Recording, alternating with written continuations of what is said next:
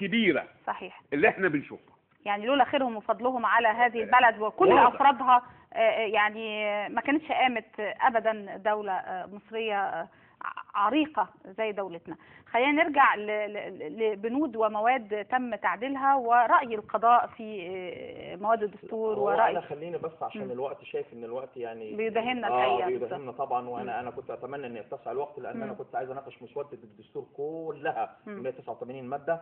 تمام، ونحن كفء لهذا. خليني اقول لك ان اهم مواد يعني هم ممكن يمدوا لنا في الوقت شويه. لسه بيقولوا لي في الكنترول ممكن يمدوا شويه. يا ريت اتمنى كده، لان عندي انا اهم تعديل ورد في الدستور هو تعديل نص الماده 149 الخاص بالعفو الرئاسي.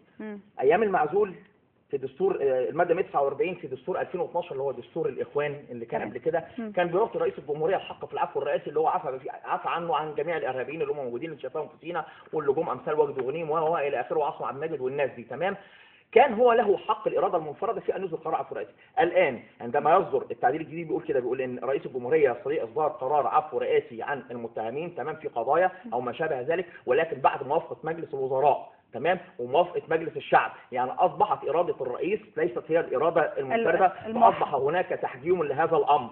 تمام، وده شيء جميل جدا. خليني اقول لك ان هيبقى في النظام القادم لحكم مصر هو نظام رئاسي برلماني وليس نظام رئاسي. تمام، خليني اقول لحضرتك بقى موقف القضاء العادي. القضاء العادي والساده القضاء لهم كافه الاحترام بيعترضوا في الدستور في التعديلات الدستوريه على الماده 162.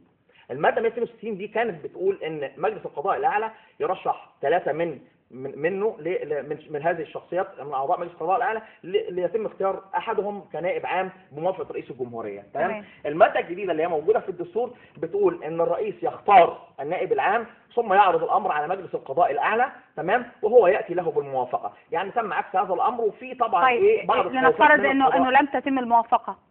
لا، هو الرئيس مش هيتم تعيينه. يعني هم الاول يعني كان ايه يختاره الرئيس، ولكن اذا لم تتم الموافقه من المجلس الاعلى للقضاء. الاول كان ايه يا مدام هويدا؟ كان ان مجلس القضاء الاعلى هو اللي بيختار وجيم يختار الرئيس، هو اختار واحد منهم نائب عام. لا، دلوقتي الرئيس بيختار احد الاشخاص من الناس ويروح باعت الاسم لمجلس القضاء الاعلى. اذا لم يتم الموافقه، اذا لم يوافق الرئيس بيختار واحد تاني. تمام. هم معترضين بيقولوا لا، الترشيحات تيجي مننا احنا بقى، ده كده مش صحيح. وبيعترضوا على ان مفيش استقلال للسلطه القضائيه في نصوص مواد الدستور فيما يتعلق بالنواحي الماديه وهيكله المحاكم وبنائها وصيانتها والموارد الماليه وما شابه ذلك. هم عايزين يوكلوا هذه الامور الى مجلس القضاء الاعلى عشان يبقى في بيتهم وفي داخلهم. واعتقد ان هيكون هناك استجابه من لجنه ال50 لهذه المتغيرات على ما اعتقد. خلينا نروح بقى لهيئه قضايا الدوله. هيئه قضايا الدوله تم تقديم رشوه لها من النظام السابق واعتبارها انها هيئه قضائيه. هيئه قضايا الدوله ليست سلطه قضائيه.